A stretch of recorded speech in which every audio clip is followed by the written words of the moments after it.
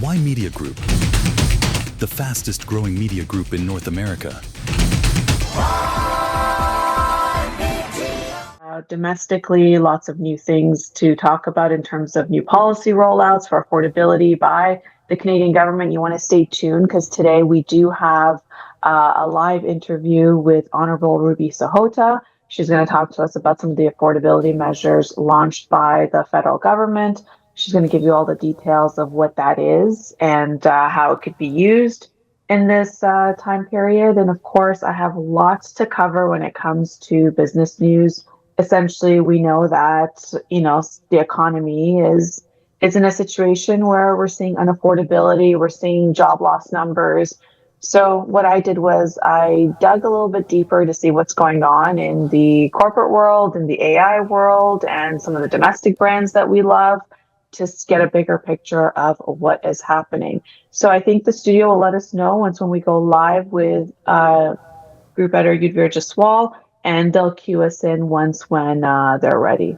But what I'll do is I'll go over what's happening. Okay, so the latest news coming out of Iran is that the foreign affairs minister is going to start a regional tour. Essentially, Abbas Araghchi is going to travel to Islamabad for talks with Pakistani officials to be essential, I guess, to bring back the round of talks that they're supposed to have for a second time with the United States. We know that it didn't happen last time when President Trump said that, J.D. Vance is on his way with the U.S. delegation, and Iran was a no-show because, if you recall, due to the U.S. blockades of the Iranian ports. Essentially, now it's announced that the Foreign Affairs Minister of Iran will be traveling to Islamabad as the key place to go to, I guess, get these talks restarted, and then go over to Oman, Muscat. So if you recall, Oman was a big part of the negotiations that was taking place between U.S. and Iran prior to the February 28th war that launched. And essentially after that, he's going to be heading to Moscow. So that'll be very interesting to see what comes out of that relationship. We know that Russia and Iran are allied countries. So it's a big, bold move to that, reported that he will be traveling to Moscow. So, of course, as this tour starts, we're going to give you the latest. But today, the tour started from tonight. He'll be arriving in Islamabad. So essentially, Pakistan is, of course, important because it was hosting the latest rounds of talks when the war started. And this is key for regional stability and, of course, back-channel diplomacy that we saw take place when the ceasefire was announced on April 7th, when President Trump received the 10 points from Iran via Pakistan. So this is going to be very interesting. And Pakistan did host the first round of talks that was over 20 hours with Vice President J.D. Vance and the Iranian delegation. And essentially Oman, because it's a traditional mediator between the United States and Iran. So I guess this will be another angle that Oman will be joining Pakistan to be able to do some of that diplomacy.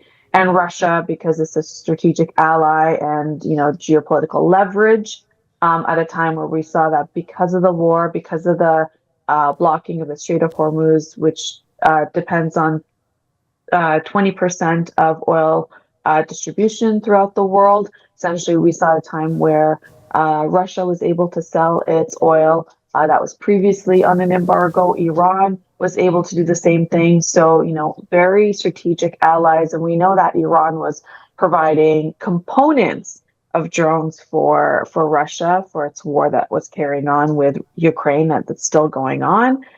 So we know in terms of diplomacy and strategic partnerships between Iran and Russia. And what's interesting, there is no Beijing on that list. And we know that next month in May, President Trump is going to be going over to China to have very high level talks. So perhaps, not to torpedo that meeting, Beijing is not part of this because we know that China has also been working with Iran in terms of, purchasing Iranian oil.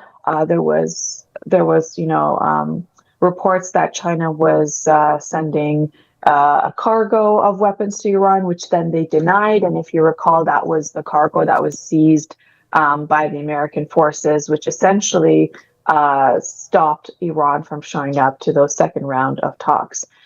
So this is it's a multi-front effort with Iran. Of course, this a big part of the component to that is that the Israel and what's happening in southern Lebanon is to there's a voice going on. If we can mute that, and so essentially that we're seeing that the ceasefire there. President Trump has announced that it's going to have an additional 3 weeks of ceasefire. So that's good news because initially it was a 10-day, and we know that the two countries are, meeting in Washington D.C. between Israel and Lebanon to carry on these talks. But on the ground, it's a different story. So going back to this Iran and U.S. stalled talks, essentially where things are at right now and why the foreign affairs minister needs to do this tour of diplomacy and strategy is that the negotiations are in a deadlock, right? There isn't an end date to the ceasefire between Israel, the United States, and Iran, but there's also no scheduled dates for them to meet again. Essentially, it seems like Iran said it's not going to come to the table, but now that's still undecided how it's going to come back to the table. I guess it's going to be through these counterparts of Islamabad as well as the Oman mediating. Not sure about Russia. And Secretary of War Pete Hegseth has even said that there's a window still open and Iran must abandon nuclear ambitions. This is what President Trump has been, putting forward, that there must be zero uranium enrichment for Iran for 20 years. That was part of the initial negotiations when they sat down with Vice President J.D. Vance. And so that's pretty much where the United States is still at. And it's unknown to see where Iran is coming with that since they haven't met. Now, U.S. is still keeping the diplomatic door open publicly, and essentially they're also still applying military pressure, which we're seeing in, the seaway, right, with blocking off the Iranian ports for shipments. So far, there's been reports that 34 vessels have been turned away that were due to go to the Iranian ports. So that's very aggressive. That's taking place, and as reported earlier this week, that Iran has seized and damaged private cargo vessels in the Strait of Hormuz to essentially blockade that area, that the U.S. naval ships are there as well. So even though there's a fragile ceasefire in place, it seems like the escalation has now moved to sea. So this is what we're seeing on both sides is, the pressure plus diplomacy strategy that both sides are putting in place. But there's a massive risk that this could fail and escalations could become likely and very fast. It hasn't yet, which is good news. And hopefully bringing in Oman and Pakistan to mediate further between the two countries will be very, very important. So now what to watch out for during this diplomacy tour is if Iran, if there's any sort of news coming out of Iran that that they're going to come back to second round of talks, and essentially what will happen when it comes to the negotiations that are happening in the Strait of Hormuz, and what is going on with Israel's movement towards renewed strikes. We did hear that Israel said that it's ready to essentially start the war at any moment. This is something that they said that they're just waiting for a green light from the United States. So that's happening there. Meanwhile, Israel is continuing its attacks in southern Lebanon, and Hezbollah from Lebanon has been continuing attacks in Israel. So that's going on. The oil prices are still reacting, going over a little over $100 per barrel. So that's, of course, a key thing with market reaction. So this is very important to watch. Now, something really, really interesting that has occurred is that Switzerland is now announcing that it's going to gradually reopen Tehran embassy. Yes, it seems like there seems to be a shift of what's happened in Europe. If you recall, NATO said they weren't going to come into the war because it wasn't their war, after President Trump had asked them to. And since then, we've heard, the European Union recently, they pushed a vote, which, didn't pass, about stopping the trade agreement with Israel because of this war and potential war crimes of what's happened in Gaza.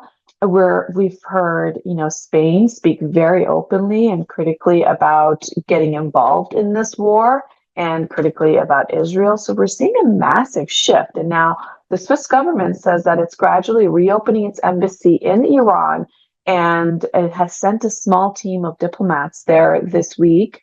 Essentially, they're saying that the embassy in Tehran was temporarily closed on March 11th due to the escalations in the war, due to the security concerns over, the Israel, U.S., and Iran war. But now Switzerland, is going to open it up. As we know, Switzerland has a longstanding policy of armed neutrality between countries, and now has suspended all new arms export licenses to the U.S. and Israel, and is restricting its airspace for U.S. military operations.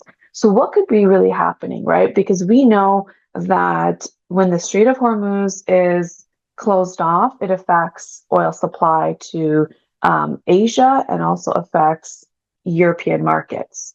And so now we're seeing a massive shift where countries are standing up against the world's superpower, greatest economy, GDP country, United States, and President Trump, and its biggest ally, Israel. So we're seeing a shift. We saw that happen with, South Korea pointing out Israel's potential war crimes in terms of what's happened in Gaza just very recently.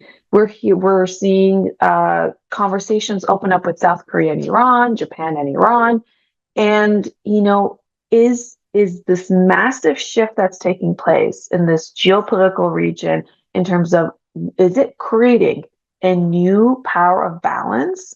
Because the reactions that are coming out of these countries that would not have dared in previous administrations go against the United States, we're seeing that happen very critically.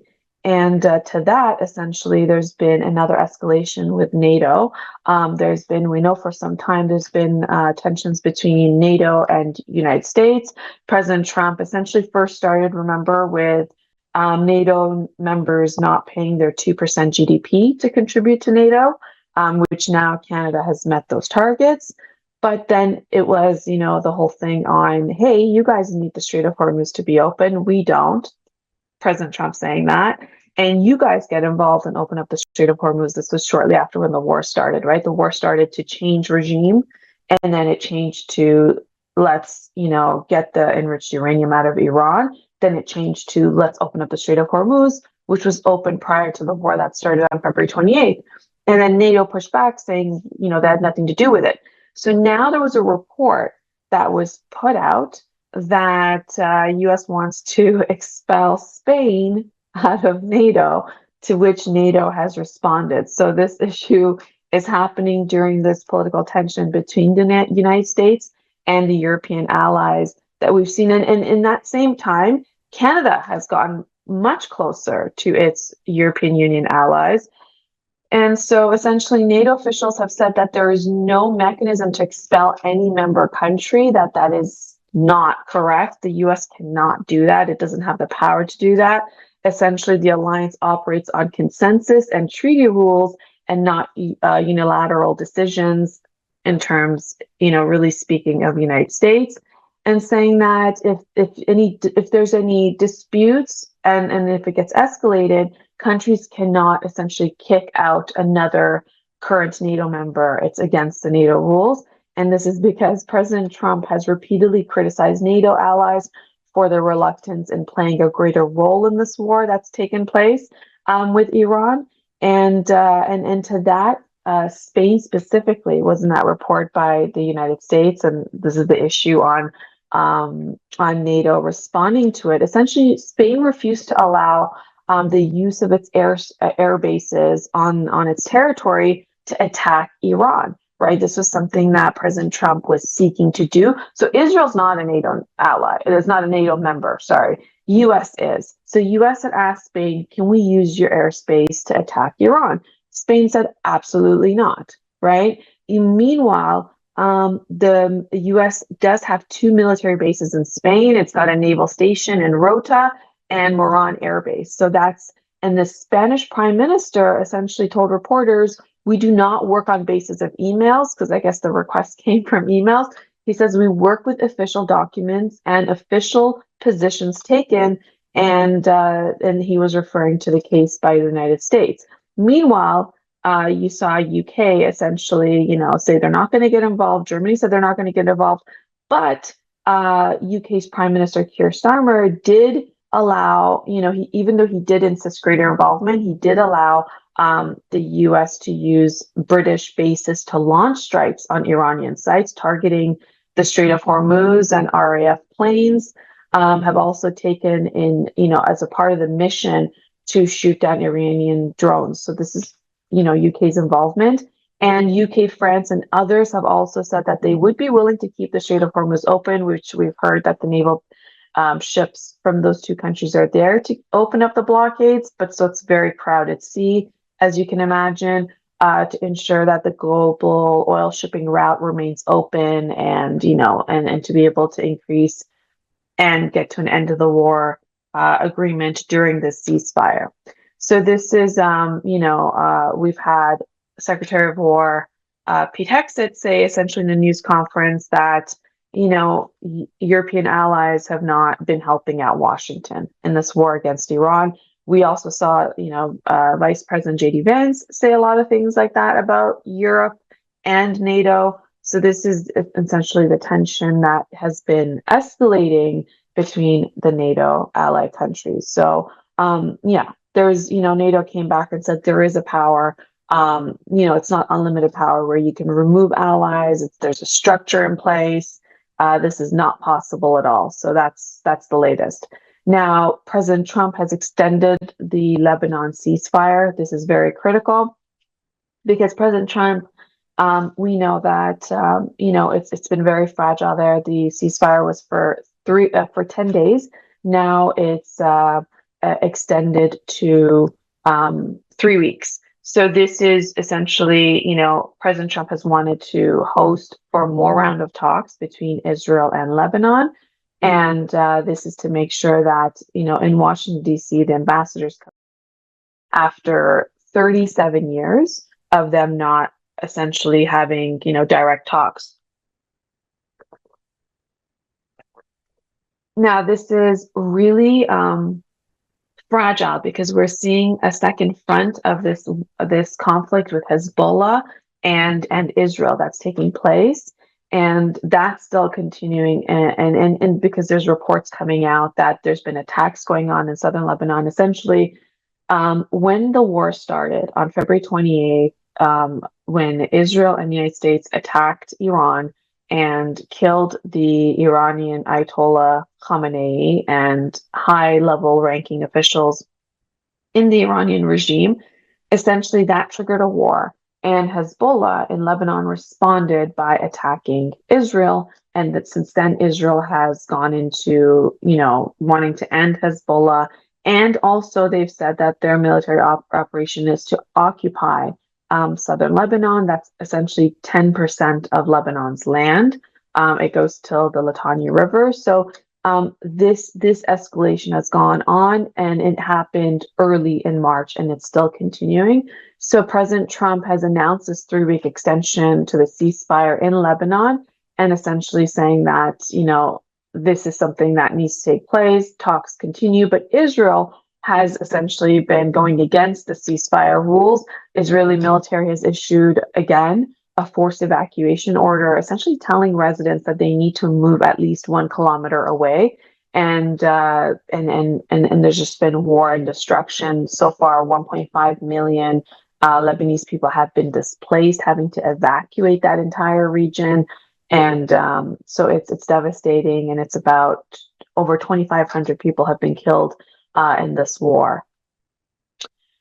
And the other news is that U.S. aircraft is now carrying, USS George H.W. Bush, USS Gerald R. Ford, and USS Abraham Lincoln. These are U.S. Aircraft carriers. They've been deployed. And this is to add to this rare concentration of what's happening with the naval blockades in that region of the Strait of Hormuz. What this is signaling from Washington, D.C. is that it's ready for rapid strikes in the area, and it wants to create a protection of the shipping routes in the Strait of Hormuz. So the escalation is happening there. It's sending essentially signals to Iran and the GCC countries of US's higher involvement in the blockade that has been going on with Iran blockading the Strait of Hormuz. So this is pretty critical because we're seeing this escalation take place where Iran is now building its alliances, right? Going to Pakistan, Oman, Russia. U.S. is increasing its military pressure in the region by, now sending the aircrafts. We know the naval ships are already there. And, it's a ceasefire, no end. Talks are uncertain. So this is, of course, a developing story that we're going to keep track of what's happening from, political battles, in Washington, D.C., essentially rising tensions with global energy markets. We're seeing tensions between NATO and President Trump and the response of European Union to Israel. So it's all moving very quickly. And when it comes to Washington, D.C., well, there's lots happening in that domestic front. Essentially, the House Democrats are quickly preparing a case to impeach President Trump. They've planned for day one of impeachment. Essentially, their plan is to retake the House. And their support inside the party has grown significantly that they've seen. And if you recall, the previous impeachments showed low support, but they're saying that now there is a momentum building for when it comes to impeaching President Trump on this Iran war and many other critical things. If you recall that the war that launched on February 28th essentially happened without Congress's approval. It happened without really creating some sort of campaign to get the American people on board. And it happened very quickly, not letting the NATO allies know, or European Union, or any other regional players to really know that it was going to happen. So, and then in response to that, you had Marco Rubio, Secretary of State, saying that Israel had decided it was going to launch an attack. And the reason the United States decided to join this attack is because Iran would have responded by hitting the American territories in the GCC, such as the army bases. So they thought it was the best thing to do is to essentially go ahead and join Israel in its efforts. Now, there was intelligence of where the Ayatollah and high officials in the Iranian regime, where they were meeting. So that intelligence was in place. So it was a case where we've heard through many different sources that Israel had presented a case that they know exactly, they have the intelligence to take out Iran's regime, and it could be done very quickly. And that would create, a massive change in regime, which is something that Israel said has wanted to do for quite some time. At the same time, if you recall, there was protests that were taking place in Iran with tens of thousands of people who were killed in that protest. That just seemed to escalate and increase earlier this year. So it was a time where the government was having a hard time with civil protests. There was intelligence of where the regime and the leadership were meeting. And this was a quick execution that President Trump saw a very great victory with Venezuela. And of course, decided to go in on this. And to their response was, we decided to go in on what Israel was doing. This is what Secretary of State Marco Rubio said the day after the war started. And essentially, President Trump said that, his son-in-law, Jared Kushner, said that they should do that as well. So that triggered the entire big war. Now, then it became very clear to the president that a regime change is not likely, because if you recall, President Trump said leader of the regime, and then to that Iran essentially put forward the new leader, Mojtaba Khamenei, who's the son of the late Ayatollah Khamenei. And essentially that escalated, and then new reports showed that experts said, regime change is not possible unless it's boots on the ground, and boots on the ground to remove the enriched uranium, to which, if you recall, the fighter jets that were shot down, and Iran was, giving a ransom of 50,000, sorry, a reward of 50,000 euros for anybody who finds the pilots, if you recall that massive rescue mission that took place. So this is at a time where we're seeing all these different escalations take place. And then to that, the Strait of Hormuz closed, creating a massive backlog in oil prices. And this is to then everything has changed to keeping the Strait of Hormuz open.